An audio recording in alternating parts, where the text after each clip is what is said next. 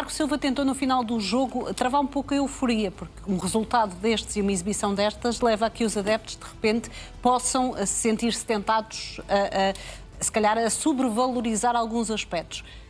Este Benfica, de facto, já merece esse entusiasmo ou é cedo ainda para fazer uma avaliação? É claro que é cedo, até começou mal o campeonato, perdeu 2 pontos de borla em pleno Estádio da Luz. É exemplo daquilo que tinha acontecido várias vezes na época passada e com o mesmo perfil de adversários.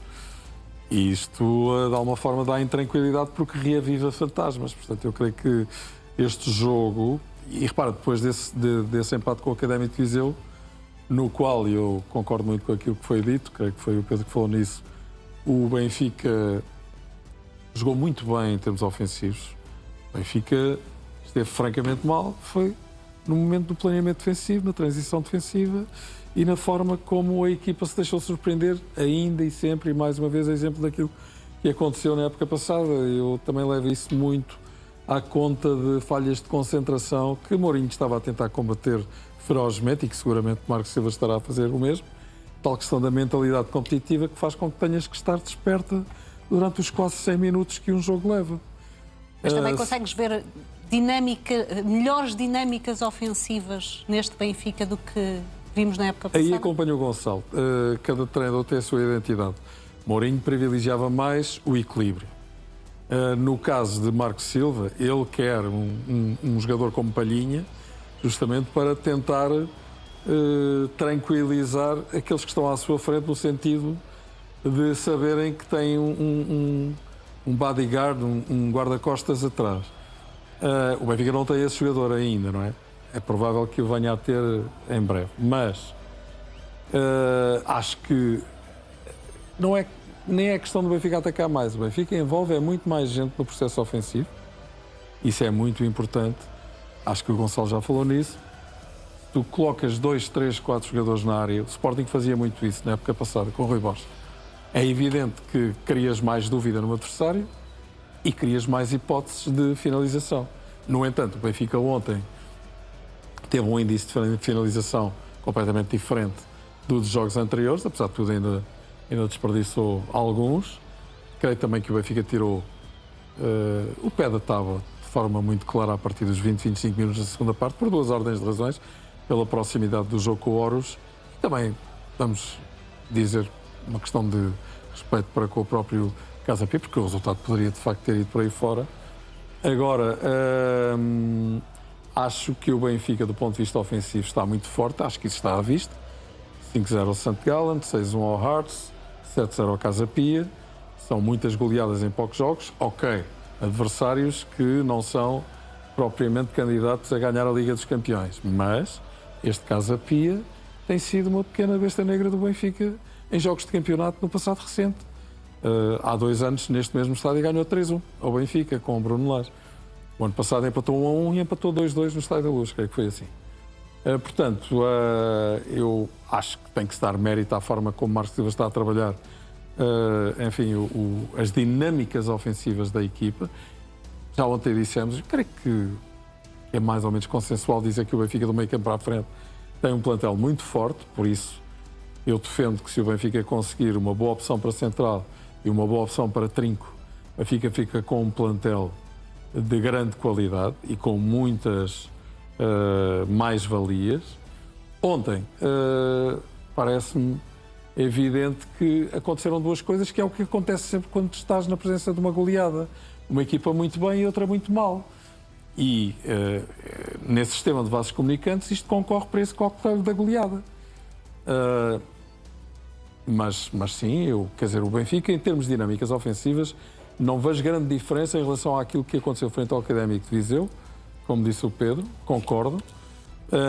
O Benfica entrou muito bem com o Académico de Viseu, foi uma equipa muito ofensiva, com uma grande variabilidade de esquemas e com realmente muitas opções e os jogadores a saberem muito bem o que é que têm a fazer. A questão do Rafa é muito interessante, Gonçalo falou bem. Rafa, parte da ala direita, não tem neste momento a sua carreira a profundidade para ser um extremo clássico.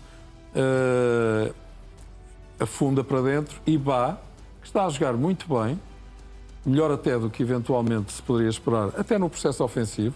Tem ali alguma dificuldade para cruzar, isso é desde sempre, mas não é um jogador de grandes recursos técnicos, mas é um jogador muito forte e é um jogador que está a aproveitar muito bem essa dinâmica com Rafa. Questão de Sudakov. Parece-me óbvio que Sudakov é para continuar. Repara que ele foi um dos poucos jogadores do meio campo à frente que ficaram lá até ao fim do jogo. Ele e Bresciani, não é? Portanto, noto melhorias em Sudakov. Creio que é um jogador que ainda duvida muito dele. Por exemplo, aquele remate da primeira parte que o guarda-redes do Casa Pia defendeu muito bem. Poder-lhe ter eventualmente aberto outro estado de confiança. Mas é um jogador que intervém muito, que se percebe que está a tentar fazer o melhor possível. Agora, lá está, também tem ainda muitos fantasmas na cabeça dele. Agora, mais, como diz o Pedro, mais confiança do que aquela que Marco Silva lhe está a dar, é impossível. Quer dizer, Marco Silva está-lhe mesmo a dizer que neste momento que é ele e mais 10. Ele jogou o jogo todo. Pavlidis, concordo com o Mário. Quer dizer, o momento de forma que ele atravessa 9 golos em 5 jogos, joga muito bem, jogador associativo, respeita tabelas, que assiste, que marca golos, pode fazer com que o mercado se agite outra vez em relação a ele. Isso parece-me uma evidência. Bresciani está realmente num momento... Aliás, há 2, 3 jogadores que estão num estado de forma admirável. Bresciani e Pavlidis, claramente, são 2 jogadores que estão em super forma neste momento. Mas eu acho que o Benfica aparentemente está bem. Agora, só para fechar a minha resposta, Marcos Silva obviamente tem toda a razão quando diz que isto é só um jogo. Veja-se que o Benfica já teve algumas recaídas depois de outras goleadas que já deu ou que já fez neste princípio de temporada. Finalmente, John Duran. Até quando é que John Duran vai aguentar esta situação de ser o backup de Pavlidis? Eu acho que ele é o primeiro a perceber que Pavlidis está numa forma insuperável. Pavlidis marcar 3 gols em 7 minutos, não é? E da maneira que o Pavlidis joga.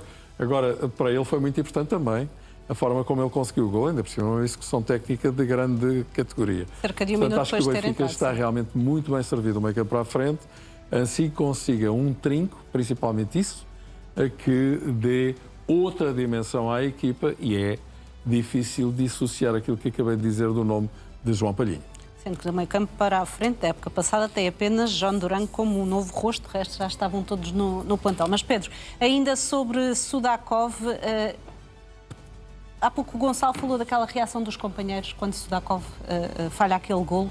Também te diz alguma coisa sobre aquilo que a equipa sente que Sudakov pode dar? Diz da unidade do grupo. Isso diz-me. Mas também me diz que ele tem sido uma aposta continuada, fazendo jus àquilo que tinha dito Marco Silva. Mesmo num jogo que podia ter sido poupado na quinta-feira, não foi, na Escócia. E porquê que não foi? Porque Marco Silva não só está à procura das boas exibições dele, está à procura que ele se moralize com golos e assistências. E creio que ele, não sei de cor, mas deve já ter perto de 500 minutos nesta temporada. 450 minutos. Tudo somado, entre campeonato e pronto, perto de 500 minutos. E tem uma assistência, creio que num jogo. Uma assistência, sim.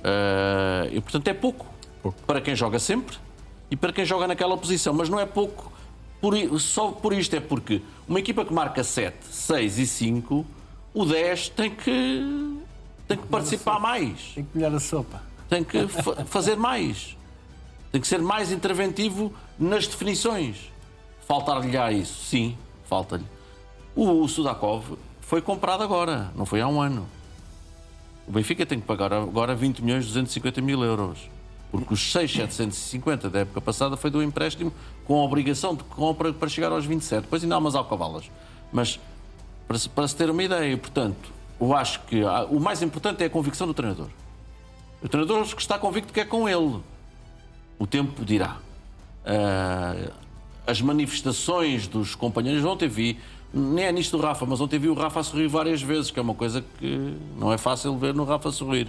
E não foi só nessa questão de... Não é fácil vê-lo. Ou seja, ele está bem e recomenda-se. Porque vamos fazer as coisas assim. Façam este exercício. Se o Sudakov fizesse uma exibição como já fez o Rafa esta época, uma exibição como já fez o Prestia nesta época, só digo uma, o que é que se diria do Sudakov? Fiz-me entender.